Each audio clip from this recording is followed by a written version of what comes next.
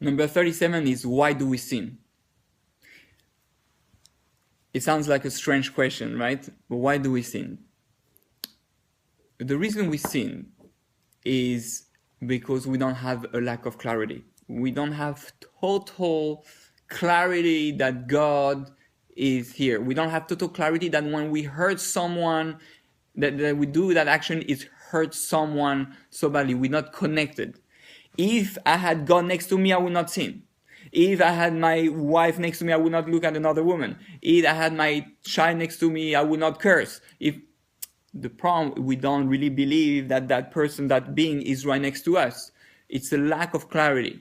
And the way not to sin is to be constantly, completely aware that of the reality of one's action, of the reality. If I knew really how I have the power to affect the world, when I say evil words, that those evil words are gonna make someone else suffer, not just someone else, makes me suffer too, I would stop right away. Nobody put his hand on the fire.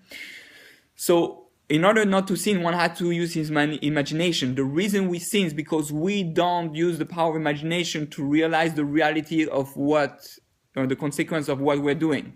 If I'm clear in my imagination that when I say what I do is destructive, is like putting my hand in the fire, I will not sin. So obviously, it's not easy. God expects us to sin. God knows we're going to sin. And he created teshuvah for that. Our job, the whole Torah, the whole learning of Torah, is to push us to come to the true reality, to try to see the matrix, to see how does the world work, to realize how much everything that the Torah say, that we affect the world, that our Lashon Hara kills people, that this is real. And that's why we suffer to God, that God has to show us the reality of what we do. So why we sin? We sin because of the lack of clarity, the lack of using our imagination to create the reality in front of us that the Torah wants to show us.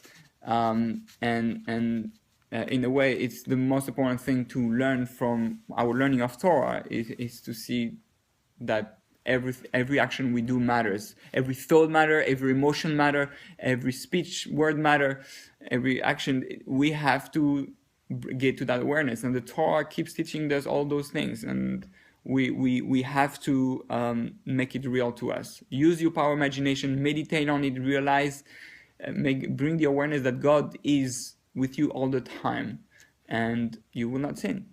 So good luck.